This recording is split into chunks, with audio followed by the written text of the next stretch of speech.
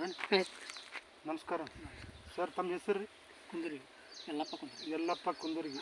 Sir, ಊರು ಯಾವ್ರು ತಮ್ಮ? ಕೌಜಲಿ sir. ಕೌಜಲಿಗೆ. ಯಾವ ತಾಲೂಕು ಬರ್ತದೆ ಸರ್ ಇದು? ಗೋಕಾಕ್ ತಾಲೂಕು, ಕೌಜಲಿಗೆ, ಬೆಳಗಾವಿ ಜಿಲ್ಲೆ. ಹಾಂ. ಸರ್, ಆಲ್ರೆಡಿ ನಮ್ದು ಒಂದು ಪ್ರಾಡಕ್ಟ್ ತಾವು ಯೂಸ್ ಮಾಡಿರಿ. ಹಾಂ ರೀ ಸರ್.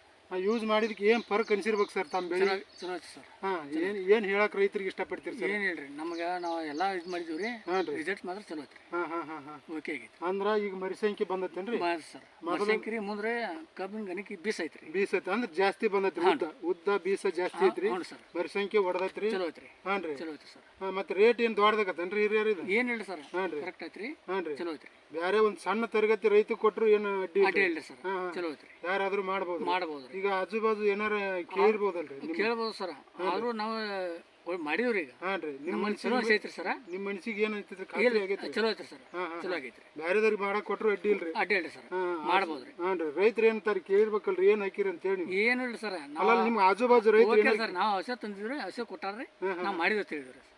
ರಿಸಲ್ಟ್ ಚಲೋ ಐತಿ ಸರ್. ಹೌದೌದು. ಮಾಡ್ಬೋದು ಸರ್. ಯಾಕೆ ನೋಡ್ರಿ, ಯಾವ ರೈತರು ಹಂಗತ್ತೆ ಪರ್ಚೇಸ್ ಮಾಡಿ ನಮ್ಮ ಕಂಪ್ನಿ ಇನ್ನೊಟ್ಟು ತಾವು ಹೆಲ್ಪ್ ಮಾಡ್ಬೇಕಂತ ಮತ್ತೆ ತಮ್ಮಲ್ಲಿ ಕೈ ಮುಗ್ದು ಕೇಳ್ತೀನಿ. ನಮಸ್ಕಾರ. ಮಾಡೋಣ್ರಿ. ಆಯ್ತು ಸರ್, ನಮಸ್ಕಾರ.